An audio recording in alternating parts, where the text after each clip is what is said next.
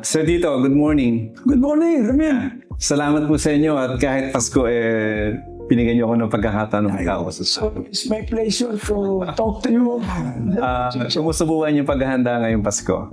Okay naman. Okay As usual. Alright. Every year, yan ang mahabang handaan yan.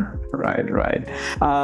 Gusto ko pong ituloy yung ating pinag-uusapan tungkol sa barangay empowerment.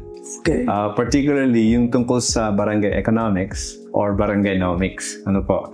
Kasi ang mga barangay kasi maraming potential para siya ay maka-generate ng income, ng trabaho para sa hindi na sila magiging dependent sa syudad, sa city. Nabanggit po natin nung ating huling pag-uusap yung tungkol sa family enterprise.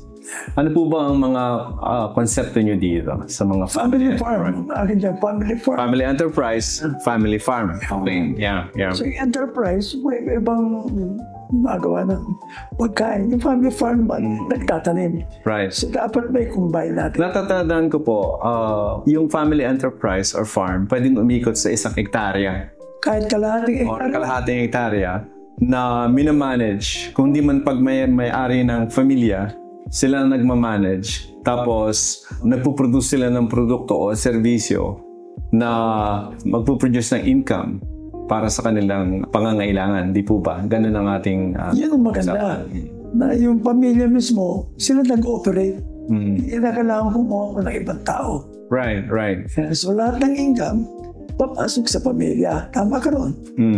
Kasi ang mga pamilya po, kung sila ay nagtutulungan, mas malakas ang potential na sila ay uunlad na sama-sama. Kasi ang modelo natin dito sa Pilipinas, parang pupunta sa ibang bansa ang tatay o kaya ang inay, ang ate, kuya, tapos magpapadala ng pera, tapos gagastusin ang pamilya na hindi na re-recycle. Parang income, consumption. Ang family enterprise, ang sinasabi natin dito, yung money or resources available, ginagamit ng familia para mag-generate ng revenue. Umiikot. So, ang maganda rito, unti-unti sila nakakaroon ng financial independence or economic independence. Pangalawa, magiging solid yung family values, di po ba? Tama ka. Kasi malalaman mo yung strength ng isa, pagsasama-samahin ng lakas para maging sustainable ang family enterprise. Tama ka ron, Ramil. Kasi yung barangay talaga, para umunlad, bawat pamilya, yun ang magpapaunlad sa barangay. Parang nung araw, yung tawag ng bayan yan, isa sa ating mga Filipino tradition, nagtutulungan ng pamilya para umunlad. Yeah. Dito sa amin, sa Talumpok West, marami po kami ditong Indian mango. Wow! Duhat, santol, mga ganyan. Magandang ideya para sa isang family enterprise. Halimbawa, yung paggagawa ng Indian mango jam, dried Indian mango. So ngayon, yung family enterprise, kailangan niya ng puhunan. Siyempre, kailangan niya ng technology. At kailangan niya ng knowledge ng pagmamarket. So, ang nakikita ko po dito sa potential na ito ng barangay ay magkaroon ng suporta mula sa government. Correct. Kung paano may start yung enterprise na yon. Tama. Saan sila magsisimula? Kasi alam nyo, ang negosyo, mahirap pasukan kung wala kang karanasan. Parang tama, mali. Trial and error.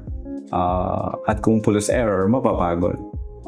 So, ang nakikita ko po na itong barangaynomics na focus sa family enterprise, kailangan ito ng masusing paggabay ng government, even NGOs, even private sectors, kanilang CSR program, kanilang corporate social responsibility. Kasi nga, not necessarily available yung experience ng mga pamilya para magawa ng negosyo. Tama ka ron.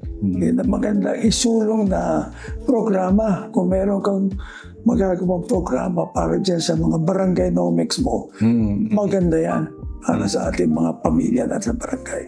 Isa pa po nakikita ko na advantage nito, yung gagawa siya ng employment na ang pwede niyang gamitin mga trabahador, manggagawa, ay mga taga-barangay na rin. Oo, tama ka. Especially yung mga babae na walang trabaho. Even seniors na malakas pa, Yun. na gustong mag-contribute, maging active, pwedeng maging focal ng kanilang activities yung enterprise. Di po ba? Okay yun. Agree ako dun sa idea mo na yun.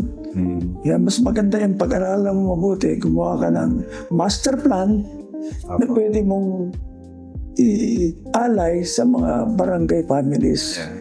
So, kanya nga po itong konsepto ng barangay empowerment ay magandang pagtuunan ng pag-aaral, ng paghahanda ng mga tao para makagawa ng family enterprise dahil mababawasan ang dependence ng mga tao sa jobs mula sa bayan o saan man. So, magagamit yung kanilang mga skills para paunlarin ng barangay. Para mabawasan natin ang OFW. Dito na lang tayo. So, salamat po at napag-usapan natin ito. At anytime. Kita ulit tayo. Sige. Alright, yeah.